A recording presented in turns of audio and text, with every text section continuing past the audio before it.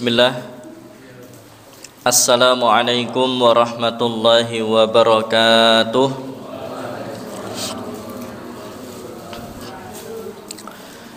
Alhamdulillah. Alhamdulillahi rabbil alamin. Wassalatu wassalamu ala nabiyyina Muhammadin sallallahu alaihi wasallam wa ala alihi wa sahbihi wa man tabi'ahum bi ihsanin illa yaumiddin. Ya ayyuhalladzina amanu taqullaha haqqa tuqatih wa la tamutunna illa wa antum muslimun.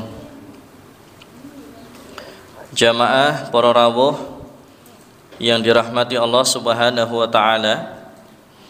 Alhamdulillah dalu menika kula panjenengan sami dimudahkan Allah untuk bisa menghadiri kegiatan rutin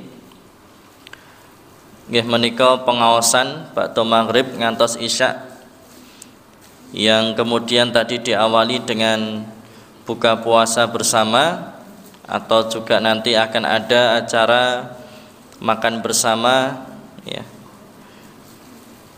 bersama anak yatim, piatu, duafa ya. Dan kami ucapkan terima kasih atas kesempatan yang diberikan kepada kami dari Gilingan Mengaji, yang sehingga pada malam hari ini kemudian kami turut mengajak atau menghadirkan anak-anak di majelis ini, dan kemudian nanti kami juga akan turut mendoakan panjenengan sedaya bil khusus kepada musinin atau donatur agniya yang telah mensupport ya terlaksananya kegiatan rutinan di Masjid Darul Ilmi Perumahan Pondok Indah Permai Ngentan ini. Boten kata lumpen, monggo salam sholawat senantiasa kula panjenengan sami haturkan kepada Nabi Agung, Nabi kula panjenengan sami, Nabi yang kita harapkan kita dambakan syafaatnya kelak di yaumil qiyamah nggih menika Nabi Muhammad sallallahu alaihi wasallam. Dan yang ketiga, bertakwa kepada Allah dengan sebenar-benarnya takwa, dan jangan sekali-kali mati kecuali dalam keadaan Islam.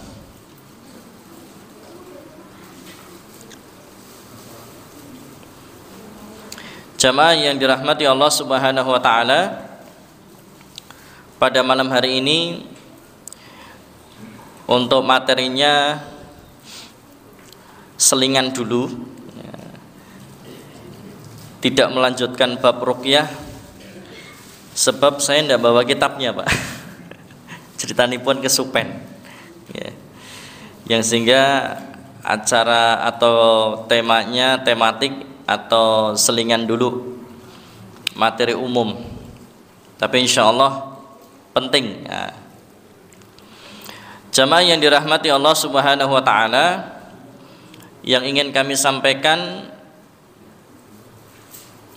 adalah nasihat Rasulullah sallallahu alaihi wasallam kepada seorang pemuda belia, sahabat yang kala itu masih remaja. Masih remaja itu masih imut-imut kayak kalian. Nah, Masya Allah. Kalau yang sudah tua-tua ini kan ya imut-imut juga gitu kan ya. Ya. Sahabat tersebut bernama Abdullah bin Abbas radhiyallahu anhuma.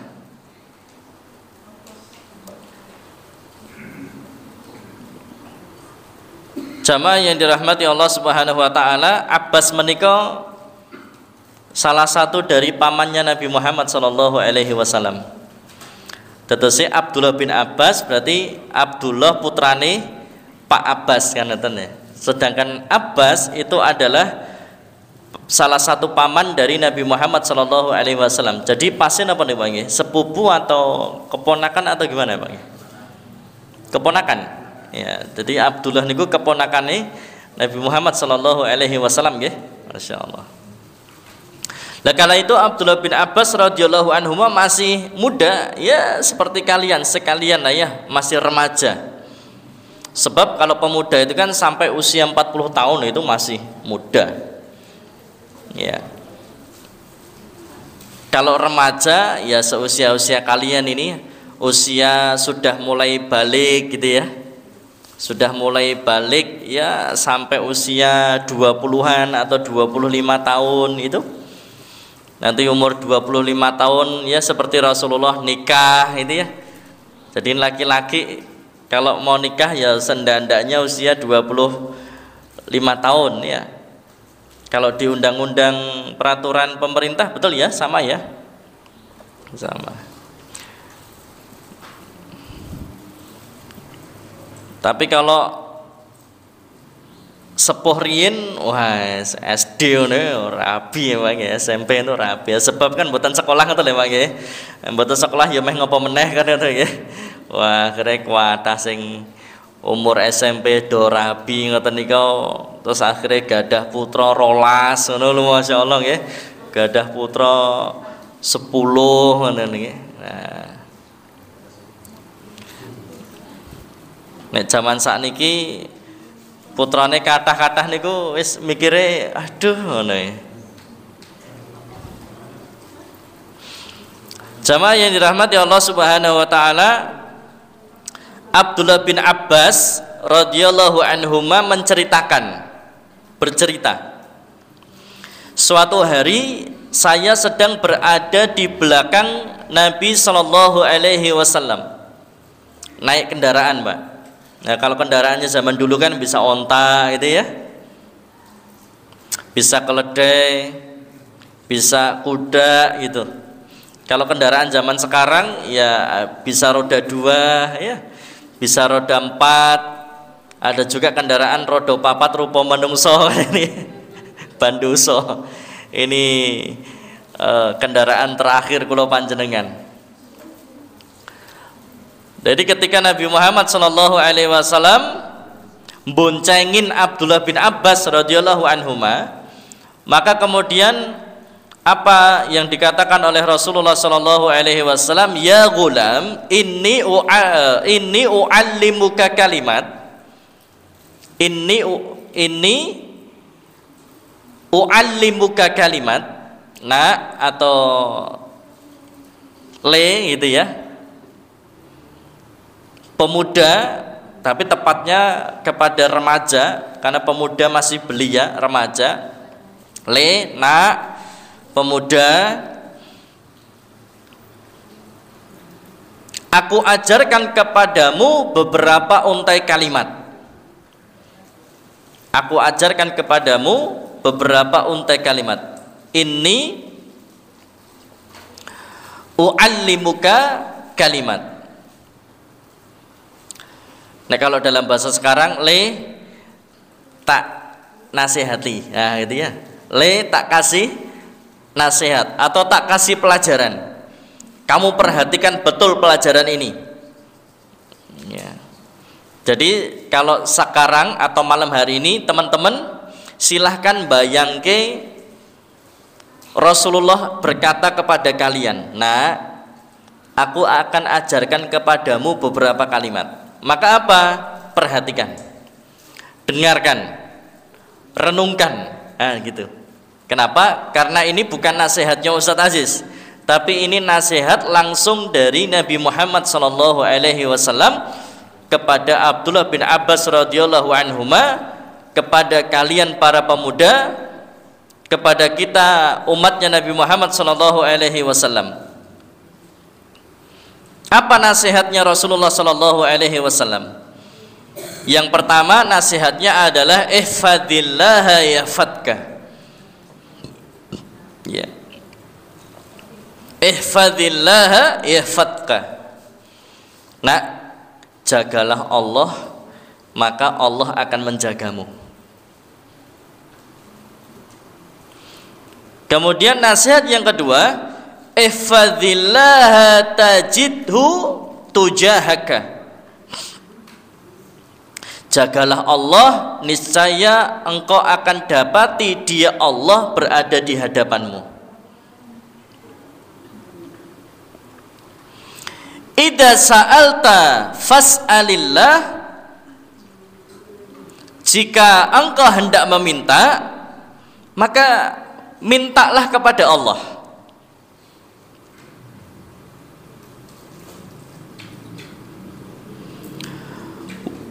Wa idasta'anta fasta'id billah,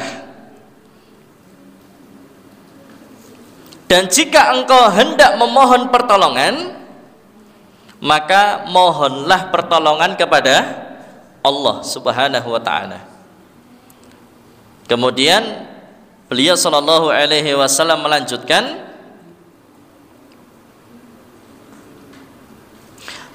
wa'lam, ya, annal ummata law ijtama'at ala an yanfa'uk bi syai'in lam yanfa'uka illa bi syai' qad katabahu Allahu lak,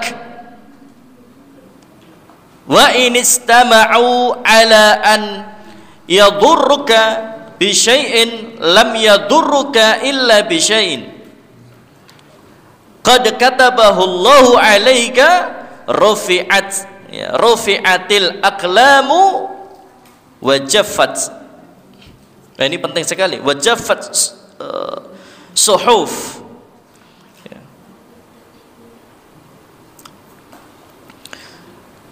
Dan ketahuilah, seandainya seluruh umat bersatu untuk memberimu suatu keuntungan, maka hal itu tidak akan kamu peroleh selain dari apa yang telah kamu atau yang telah Allah tetapkan untukmu. Ya. Saya ulangi, seandainya seluruh umat bersatu, seluruh orang bersatu untuk memberimu suatu keuntungan atau manfaat, maka hal itu tidak akan kamu peroleh selain dari apa yang telah Allah tetapkan untukmu. Dan andai pun mereka bersatu untuk melakukan sesuatu yang membahayakanmu, maka hal itu tidak akan membahayakanmu kecuali apa yang telah Allah tetapkan untuk dirimu. Rufi'atil aqlamu wa jaffatis suhuf, pena telah diangkat dan lembaran-lembaran telah kering. Wah, ini nasihat luar biasa, Pak. Nasihat yang luar biasa. Nasihat yang semuanya ini mengajarkan tauhid kepada seorang remaja yang bernama Abdullah bin Abbas radhiyallahu anhuma. Nah, yang jadi pertanyaan, kira-kira para orang tua pernah tidak menasihatkan ini kepada anak? Utamanya nasihat yang menanamkan tauhid dalam diri anak. Dan ternyata salah satu metode yang diajarkan Rasulullah Sallallahu Alaihi Wasallam dalam menasehati anak itu ketika dalam perjalanan. Jadi kalau panjenengan pengen nasihati anak, para orang tua, bapak-bapak, ibu-ibu, maka salah satu metode ini bisa dipakai. Dengan cara apa? Ajak anak pergi dulu. Ah, gitu, Pak. Ajak anak pergi dulu, naik mobil atau naik sepeda motor, diajak makan gitu ya. Kemudian nanti diseling atau di tengah-tengah itu diselingi dengan nasihat. Jadi kalau mau nasihati anak itu jangan melulu di rumah, nak sini. Oh, anaknya pulang sekolah atau pulang kerja langsung, nak sini duduk di depan bapak. Wah, itu kan tegang sekali, Pak. Sini duduk. Innal hamdalillah nahmaduhu. Wah, anaknya langsung ngeluh tuh, Pak. Mumet wes. Tapi caranya Rasulullah Sallallahu Alaihi Wasallam itu banyak sekali cara menyampaikan nasihat, banyak sekali metodenya. Nah, salah satu metodenya, karena ini remaja itu nggak iso sepaneng, Pak. Yang sehingga apa? Bagaimana supaya mereka dinasehati tapi tidak merasa dinasehati. Mereka didakwahi tapi merasa tidak didakwahi, ya ngalir saja kayak orang ngobrol biasa.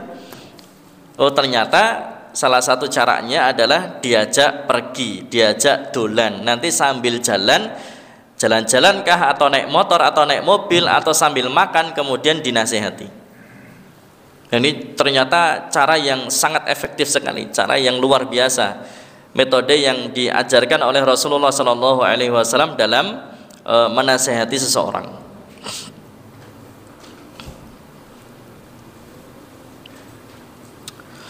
Baik, yang pertama adalah ini semuanya nasihat dari awal sampai selesai. Ini semuanya nasihat tauhid, Pak. Nasihat tauhid. Intinya Rasulullah itu kepingin Abdullah bin Abbas itu hanya bergantungnya kepada Allah, minta hanya kepada Allah, memohon pertolongan hanya kepada Allah. Padahal janjani wong itu kan keponakannya, Pak. Kalau butuh sesuatu tinggal minta Rasulullah, Rasulullah tinggal angkat tangan, kabul, Pak. Tapi yang jadi masalah, lah terus nanti kalau Rasulullah meninggal bagaimana? Apakah tetap mau jaga ini Rasulullah? Rasulullah sudah meninggal. Maka ternyata pendidikan yang diajarkan kepada Rasulullah ini sampai kemudian nanti kalau aku sudah tidak ada, kan itu ya, tenang, Allah itu Allah ndak mati, Pak. Allah ini yang maha hidup, kekal, Allah yang maha kaya, Allah yang maha kuasa, Allah yang maha besar, dan bahkan Allah ndak tidur. Jangankan kok tidur, ngantuk saja ndak. Nah, kalau Rasulullah masih ngantuk, masih tidur, sok kaya sok miskin, sangat terbatas. Walaupun beliau Rasulullah, iya, tapi sangat terbatas. Walaupun beliau doanya mustajab, iya, tapi sangat terbatas sekali. Makanya jangan sampai para orang tua menjadikan dirinya seakan dewa. Jangan sampai orang tua menjadikan dirinya sebagai seakan-akan Tuhan, yang setiap kali anak minta, maka kemudian orang tua mengatakan, tenang le, bapakmu dite akeh, kecil no, ya. Yo mangkat gas, meh tuku apa, butuhmu apa, pengenmu apa, bapakmu duitnya akeh, ibumu duitnya akeh. Jangan. Apa yang dibutuhkan, ya terbeli, tetapi sangat disayangkan, sangat ruginya ketika Allah sudah hilang dalam diri anak kita. Begitu nanti orang tuanya meninggal, bapaknya meninggal, ibunya meninggal, anaknya stres, seakan-akan sudah tidak ada lagi yang bisa peduli, perhatian, yang bisa beliin itu. Kenapa? Karena memang yang ada dalam hati anak cuma orang tua. Kenapa? Memang sengaja orang tuanya seakan menghilangkan Allah, gitu.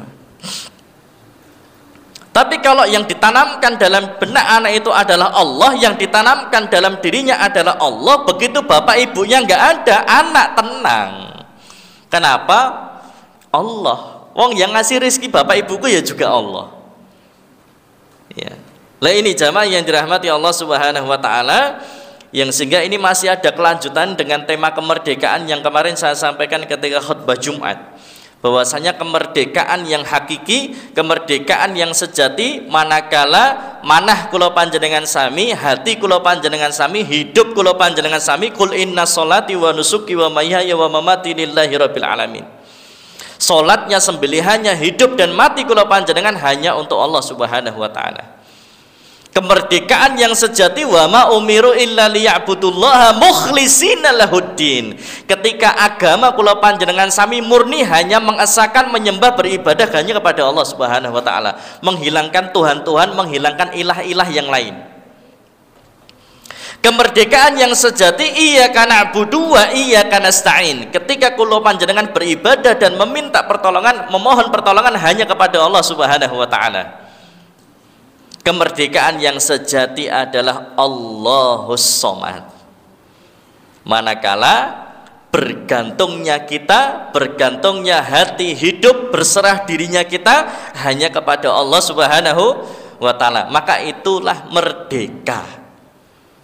Undang-undangnya cetha. Kemerdekaan bukan karena usaha, kemerdekaan bukan karena logistik yang lengkap, senjata yang lengkap. Kemerdekaan bukan karena jerih payah Pak, enggak. Kemerdekaan berkat atas rahmat Allah yang Maha Kuasa. Itu diakui oleh penyusun Undang-Undang Dasar Pak, yang disusun oleh banyak dari para ulama, dari perwakilan, ada yang dari NU, ada yang dari Muhammadiyah kan gitu, ada yang dari Persis kan gitu. Mereka berkumpul dan kemudian apa? Mereka menyampaikan bahwasanya kemerdekaan ini bukan karena uang, bukan karena logistik, bukan karena akomodasi, bukan karena senjata, bukan karena enggak. Wong senjatane Indonesia niku namung pring. Senjatane namung bambu runcing, pring dilandepi. Lah sedangkan londo niku senjatane bedil, meriem. Oh, komplit, Pak.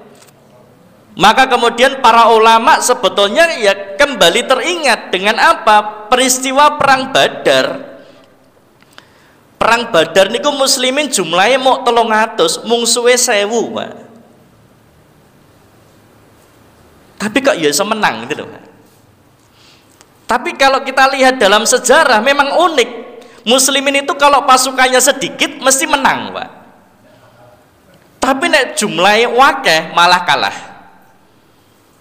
Silahkan lihat di sejarah Sirah Nabawiyah. Kalau jumlah musliminnya dikit mesti menang. Tapi nek jumlahnya malah lebih banyak dari musuh mesti kalah. Mbah kok sangoten niku nggih, Pak. Iya. Kenapa? Terkadang nek jumlahnya sithik, Pak, itu connect sama Allahnya kenceng, Pak. Connect sama Allahnya kuat, wis pasrahe tenanan, kan itu ya. Nek jumlahnya sithik, oh pasukannya mung 300 musuh 1000 loh. Pasukan 300 nek senjatane komplit jek rada mending. Pasukan 300 iki janjane ora siap perang, Pak. Logistiknya ndak banyak, ndak komplit. Sedangkan wong 1000 niku wis siap perang kabeh. Dengan persenjataan yang komplit. Lah begitu kan lho panjenengan nggih ngoten nggih Pak, ngrasake nggih Pak nggih. Panjenengan pernah ada di suatu keadaan di mana wis kaya-kayane mentok banget lah, wis meh ngopo yoan ya. Seperti Nabi Musa dioyak-oyak Firaun ngarepe segara, Pak. Panjenengan bisa bayangke itu, dioyak-oyak musuh yang siap untuk membunuh, tapi ternyata depannya adalah lautan luas. Meh melayu ngendi. Tapi ternyata kondisi itu yang sebetulnya ketawakalannya kepada Allah itu jadi sangat kuat sekali. Dan sebetulnya kekuatan kula panjenengan itu ada pada ketika ketawakalan kita kepada Allah ini sangat kuat, sangat besar. Maka sebetulnya itulah kekuatan besar yang sebenar-benarnya. Tapi ketika kula panjenengan masih merasa aku jek duwe duit, ketika kula panjenengan masih merasa aku masih punya kejeniusan, cerdas, aku cerdas, ketika kita masih merasa kemudian aku masih kuat, ketika kemudian kita merasa aku masih punya strategi yang jitu, ketika masih ada ujub, ketika masih ada membanggakan diri, maka sebetulnya itulah kelemahan yang sebetulnya. Yang sehingga kekuatan kula panjenengan sebagai orang yang beriman, kekuatan kita sebagai seorang muslim bukan ketika kemudian kitanya ini kuat, enggak, sehat, ya, cerdas, punya uang banyak, enggak. Tapi kekuatan yang sebenarnya dalam diri seorang beriman manakala kita ini bergantung, berpasrah diri hanya kepada Allah. Tingkat ketawakalan kita kepada Allah Subhanahu wa taala. Nabi Musa doyak Fir'aun ngarepe laut loh, Masya Allah, Pak. Diperintah Allah untuk memukul laut, lautnya belah. Coba, orang sekuat apa yang bisa belah lautan? Belum ada, Pak. Orang sesekti apa yang bisa belah lautan? Belum ada sampai sekarang. Orang yang ngakunya kuat, tukang sihir yang ngakunya kuat, apapun siapapun yang ngakunya kuat belum bisa belah lautan, belum bisa, Pak. Tapi Nabi Musa hanya mukul kentongan belah lautan. Loh, Masya Allah.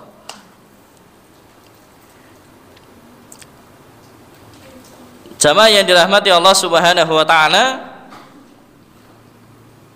kembali kepada tadi nasihat Rasulullah sallallahu alaihi wasallam kepada Abdullah bin Abbas radhiyallahu anhuma. Yang pertama adalah ihfadillaha yahfadka. Nak, jagalah Allah, maka Allah akan menjagamu. Ini kayak nasihat yang ini. Ingatlah Allah dikala senang, maka Allah akan mengingatmu dikala duka, Allah akan mengingatmu. Tersebut nek kula panjenengan itu pengen ditolong, pengen diingat, pengen ditolong sama Allah dalam setiap kesusahan kita, maka banyak-banyaklah mengingat Allah dikala kita ini dalam keadaan senang dan lapang. Begitu kula panjenengan banyak mengingat Allah, bersyukur, banyak mengingat Allah dikala senang dan lapang, begitu kita dapat masalah, Allah akan ingat dan Allah akan segera turunkan pertolongan. Allah akan turunkan solusinya. Lah kalau yang diajarkan Rasulullah sallallahu alaihi wasallam, ihfadillaha yahfadka, jagalah Allah maka Allah akan menjagamu. Maksudnya bagaimana?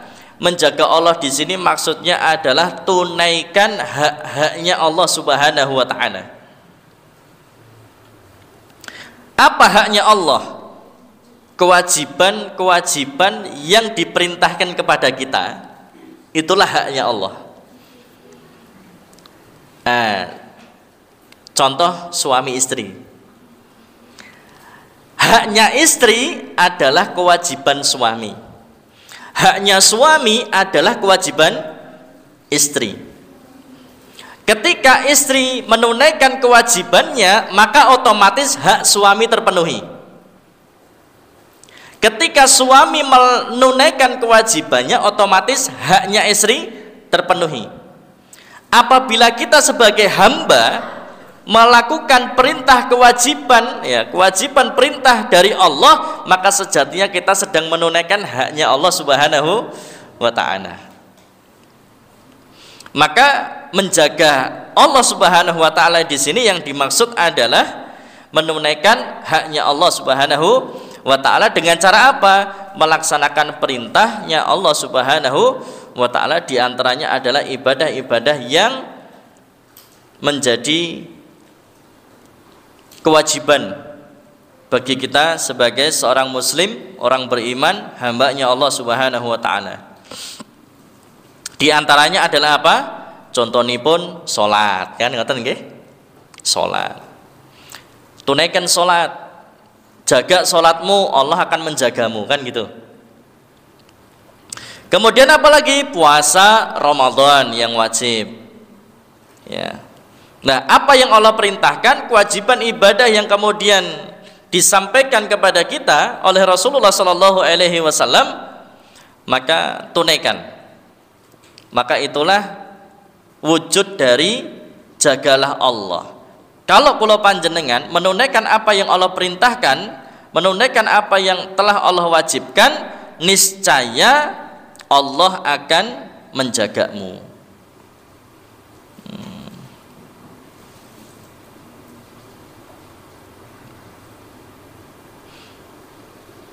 Nah, jamaah yang dirahmati Allah Subhanahu wa taala, kemudian yang kedua apa?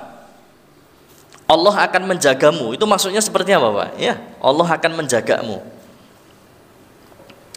Allah akan menjagamu. Yang pertama apa? Allah akan menjaga hambanya yang saleh dengan memenuhi kebutuhan dunianya seperti terjaganya badan, anak, keluarga, dan harta. Di antara bentuk penjagaan yaitu apa? Allah akan kirimkan malaikat untuk menjaga kita. Oh, masya Allah. Jenengan gadai bodyguard, tapi bodyguardnya ini dalam wujud malaikat. Oh, lebih sakti Pak daripada bodyguard. Wah, gede dhuwur ya toh. Wah, itu. Ini bodyguardnya langsung langsung dari malaikat. Apa dalilnya Pak Ustadz? Dalam surah Ar-Ra'd ayat ke-11, lahu mu'aqibatun min baini yadayhi wa min khalfihi yahfadunahu min amrillah. Bagi manusia ada malaikat-malaikat yang selalu bergiliran ganti shift untuk menjaganya dari depan dan dari belakang. Mereka menjaganya atas perintah Allah Subhanahu wa ta'ala. Masya Allah, Pak. Dados pun nek kula panjenengan saged dados tiyang ingkang saleh. Adik-adik, teman-teman, kok kamu bisa menjadi anak yang saleh, menjadi orang yang saleh, yang menjaga sholatnya, yang puasa Ramadan, yang berbakti kepada kedua orang tua, ya, yang kemudian semangat ngajinya, semangat TPA-nya, semangat belajar Qur'annya, semangat sekolahnya, ya. Maka Allah akan perintahkan malaikat secara bergiliran. Artinya apa, Pak? 24 jam non-stop untuk menjaga orang tadi, orang yang saleh tadi. Dan dia akan dijaga dari depan dan dari belakang. Punya bodyguard, dijaga dari depan, dari belakang, dan bodyguardnya ini malaikat. Wes, ini nek carane Gus Ikdam niku dekengane pusat niki Pak, langsungan Pak. Wes rasa datang nganggo security-nan niki Pak. Ndak usah pakai bodyguard-bodyguardan, wes rasa nganggo preman-premanan. Ya, langsung dari pusat Allah perintahkan, malaikat lindungi orang saleh itu. Malaikat lindungi fulan, itu fulan orang saleh. Malaikat lindungi fulana, fulana itu salihah. Gitu. Wes angger dekengane pusat aman ya Pak Agung ya. Siap, ini luar biasa Pak Agung ini ya. Jamaah Ikdamiyah, ini Masya Allah. Gus Ikdamiyah, Masya Allah. Oke, nah, jamaah yang dirahmati Allah Subhanahu wa ta'ala, jadi ini jelas dalilnya bahwasanya yang dimaksud jagalah Allah, Allah akan menjagamu. Maka Allah akan menurunkan malaikat yang akan selalu bergiliran bergantian menjaganya dari depan dan dari belakang.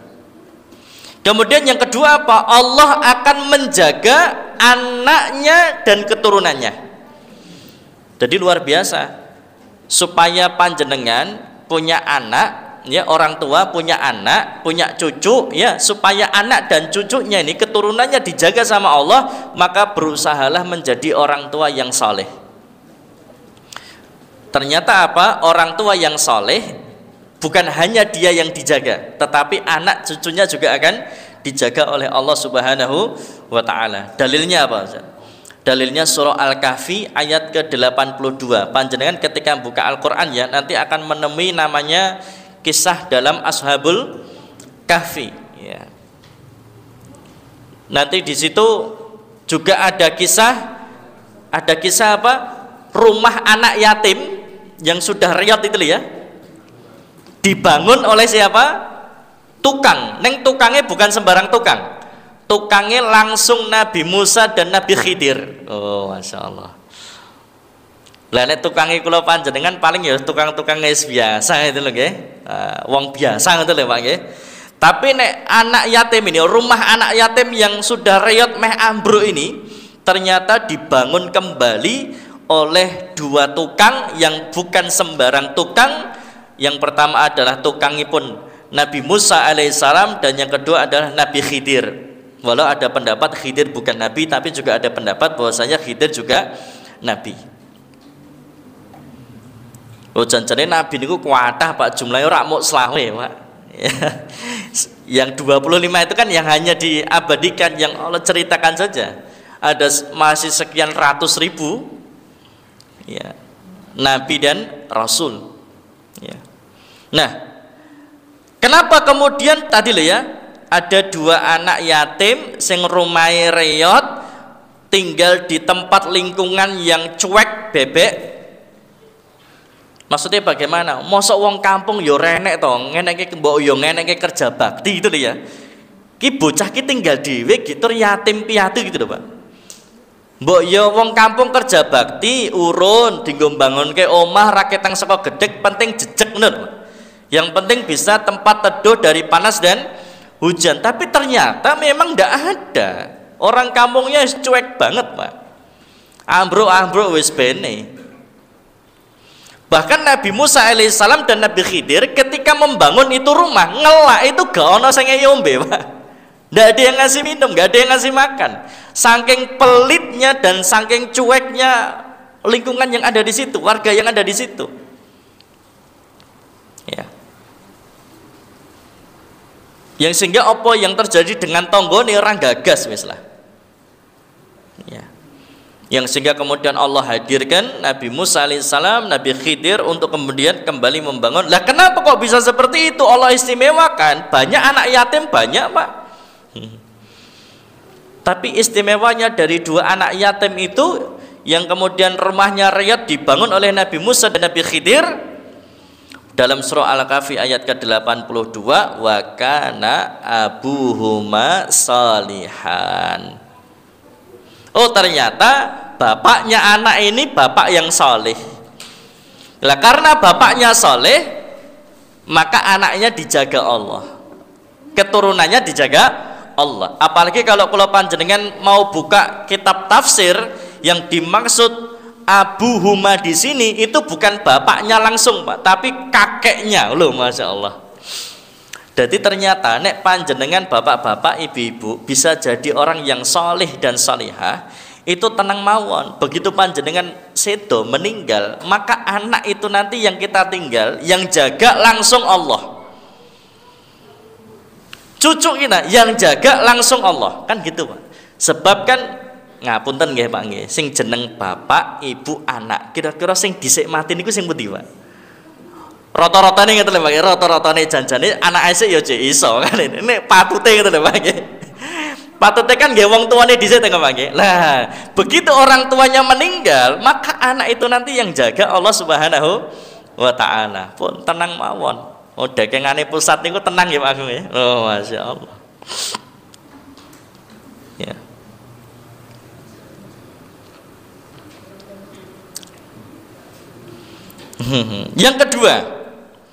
Yang kedua, nek kula panjenengan sami bisa menjaga Allah alias melaksanakan apa yang Allah perintahkan, apa yang Allah wajibkan, maka Allah akan menjagamu. Yang kedua, maksudnya Allah menjagamu itu apa? Kalau yang pertama tadi kan secara fisik ya, dijaga secara fisiknya. Yang kedua ini apa? Dijaga iman dan agama kita oleh Allah Subhanahu wa taala. Wah, ini penting jamaah. Contohnya pun sinten? Nabi Yusuf alaihi salam. Nanti kan diabadikan tuh dalam surah Yusuf ayat ke-24. Di mana Allah Subhanahu wa taala berfirman, kadzalika linnasrifa anhu su'a wal fahsya'a innahu min ibadinal mukhlasin. Demikianlah kami Allah palingkan Nabi Yusuf dari keburukan dan dari kekejian. Sungguh dia termasuk dari hamba kami yang terpilih. Oh, masya Allah. Ya, ini jamaah yang dirahmati Allah Subhanahu wa taala. Maka kalau kita bisa menjaga Allah, maka Allah akan menjaga kita. Di antara wujud bentuk penjagaan Allah, biasanya, Pak, nek Allah itu menjaga panjenengan, berarti apa? Terkadang bahkan sering panjenengan nek meh berbuat maksiat itu mesti dihalangi Allah. Itu dalam rangka apa? Penjagaan Allah atas keimanan dan keislaman kita. Begitu kita mau maksiat, digagalkan Allah. Begitu kita mau maksiat, dihalangi Allah. Yang sehingga apa? Agama kita terjaga, keimanan kita terjaga. Maka itulah bentuk penjagaan Allah Subhanahu wa taala. Sebagaimana yang disampaikan Imam At-Tabari menjelaskan makna ayat ini ya dengan menukil perkataan Imam Ad-Dhahhak, maksudnya Allah memberi pembatas antara orang kafir dengan ketaatan dan memberi pembatas antara orang mukmin dengan kemaksiatan. Jadi masya Allah ya, terutama sholat. Kenapa? Inna sholata tanha anil fahsyai wal munkar. Bahwasanya salat ini akan bisa menjaga kula panjenengan, menjauhkan kula panjenengan dari perbuatan keji dan munkar. Loh, Masya Allah, yang terakhir saja, walaupun tidak cukup waktu ini, terakhir saja ya. Kalimat yang kedua tadi, jagalah Allah maka niscaya engkau dapati dia Allah ada di hadapanmu. Maksudnya bagaimana jamaah? Maksudnya adalah nek kula panjenengan menjaga Allah, melaksanakan perintah Allah, melaksanakan kewajiban yang Allah perintahkan kepada kita, maka tadi ya, yang pertama mendapat penjagaan Allah. Diri kita, keluarga kita, harta kita, anak cucu kita dijaga sama Allah. Yang kedua, niscaya engkau dapati Allah berada di hadapanmu. Orang itu yang menjaga Allah, orang itu yang melaksanakan kewajiban, melaksanakan ketaatan kepada Allah, maka Allah akan menjadi pembimbingnya, Allah akan menjadi penuntunnya, Allah yang akan menjadi penerangnya, Allah yang akan senantiasa memberikan petunjuk kepadanya. Nah, tenang mawon ya. Jadi kalau ada masalah langsung Allah berikan sinyal solusi jalan keluarnya. Kalau kita butuh kepastian milih ini atau itu, Allah akan berikan petunjuk yang ini saja. Ya. Kalau kita mau buka bisnis, apa ini kira-kira bisnisnya? Allah akan berikan sinyal. Oh, bisnis ini aja. Nanti Allah akan atur, temukan dengan orang-orang yang satu circle. Oh, Masya Allah. Untuk kemudian membantu dari apa yang petunjuk yang Allah Subhanahu wa taala berikan. Perkataan jamaah yang dirahmati Allah Subhanahu wa taala, semoga bermanfaat dari apa yang kami sampaikan. Jazakumullah khairan wa barakallahu fikum. Kita akhiri dengan berdoa kepada Allah Subhanahu wa taala.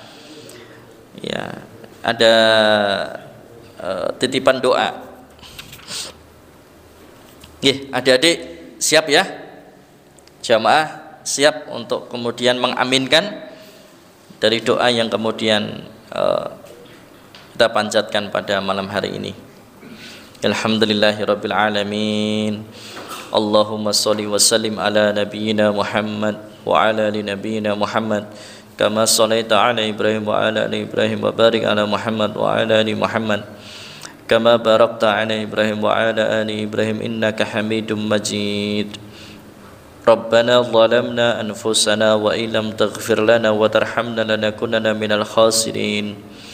Allahumma ighfir lil muslimina wal muslimat, mu'minina wal mu'minat. Rabbana zalamna anfusana wa illam taghfir lana wa tarhamna lanakunanna minal khasirin.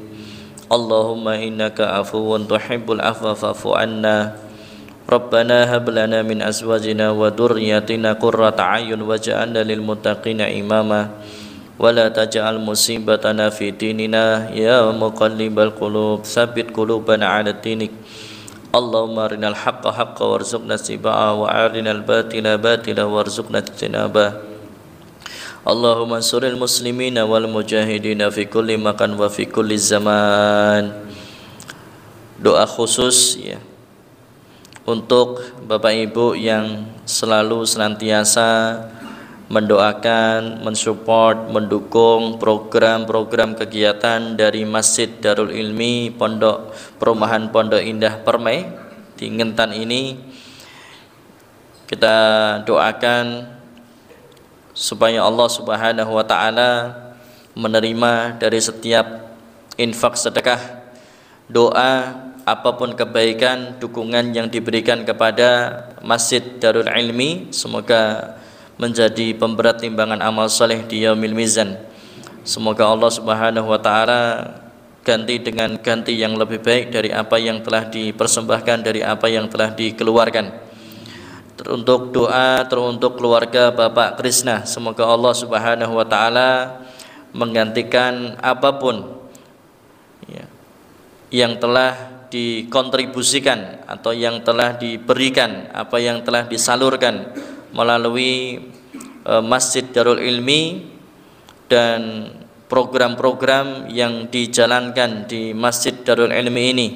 Semoga Allah Subhanahu wa taala lapangkan rizkinya. Semoga beliau Bapak Krisna dan keluarga dilimpahkan rezeki yang berkah, yang halal dan thayyibah. Semoga Allah Subhanahu wa taala senantiasa melindungi dan menjaga beliau dan keluarganya dimanapun berada. Semoga Allah Subhanahu wa taala menjaga dan melindungi beliau, menjauhkan beliau dari segala keburukan. Semoga Allah Subhanahu wa taala istiqomahkan beliau dan keluarganya di atas dinul Islam dan ketaatan kepadanya. Semoga Allah Subhanahu wa taala memudahkan dan melancarkan dari segala urusan-urusannya. Semoga Allah Subhanahu wa taala mengabulkan daripada hajat, keinginan, harapan dan cita-citanya. Semoga Allah Subhanahu wa taala menjadikan atau mengkaruniai anak keturunan beliau yang saleh dan salihah, anak yang berbakti kepada kedua orang tuanya. Semoga Allah Subhanahu wa taala memberikan kemudahan, memberikan kelancaran pada terapi dari Ananda Sangkana. Semoga Allah Subhanahu wa taala berikan kesembuhan, berikan kelancaran, kemudahan dalam proses terapinya. Allahumma rabbanas adhibil ba'sa wasyfi anta syafi la syifaa illa syifauk syifaan la yughadiru saqama. Semoga Allah Subhanahu wa taala memberikan hasil yang terbaik fid dunya wal akhirah. Doa teruntuk Ibu Retno, semoga diberikan kemudahan dalam setiap urusan-urusannya, diberikan kelancaran dari setiap urusan-urusannya, dikabulkan hajat, keinginan, harapan, cita-citanya. Semoga Allah Subhanahu wa taala pun memberikan ganti dengan ganti yang lebih baik. Semoga Allah memberikan kesehatan kepada beliau, semoga Allah memberikan umur panjang, semoga Allah berikan umurnya berkah, semoga Allah lapangkan rezeki yang halal dan thayyib lagi berkah. Doa teruntuk Bapak Setiawan dan Ananda Prawira Setiawan. Kemudian Arya Satya Setiawan dan Andini Setiawan. Semoga kemudian diberikan takdir yang terbaik, senantiasa dilingkupi dengan kebaikan dimanapun berada dan dalam keadaan apapun juga. Semoga Allah Subhanahu wa taala senantiasa jaga dan Allah lindungi dimanapun berada. Semoga diberikan kesehatan, sehat walafiat, sehat di atas ketaatan kepadanya. Semoga Allah berikan kemudahan dalam segala urusan-urusannya. Semoga Allah Subhanahu wa taala kabulkan hajat, keinginan, harapan, cita-citanya. Semoga Allah berikan keberkahan dalam umur dan hidupnya serta hartanya. Dan Allah Subhanahu wa taala berikan, jadikan, karuniakan putra-putrinya salih dan salihah dan berbakti kepada kedua orang tuanya, serta memberikan yang terbaik untuk menjadi anak yang terbaik untuk dunia dan akhirat, untuk bangsa ini. Rabbana atina fid dunya hasanah wa fil akhirati hasanah wa qina adzabannar wa qina adzabannar wa qina adzabannar walhamdulillahi rabbil alamin. Al-Fatihah. A'udzu billahi minasyaitonir rajim. Bismillahirrahmanirrahim.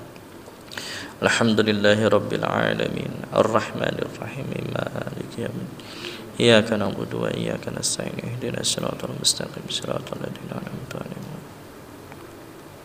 Amin amin ya rabbal alamin. Ketika kita mendoakan orang lain, maka kemudian malaikat akan mengatakan walakal mislu, maka kita pun juga akan mendapatkan dari doa-doa baik yang kita peruntukkan untuk orang lain, dan kebaikannya atau doa untuk orang lain tersebut juga akan diaminkan oleh malaikat untuk diri kita. Amin ya rabbal alamin. Subhanakallahumma bihamdika asyhadu an la ilaha illa anta astaghfiruka wa atubu ilaik.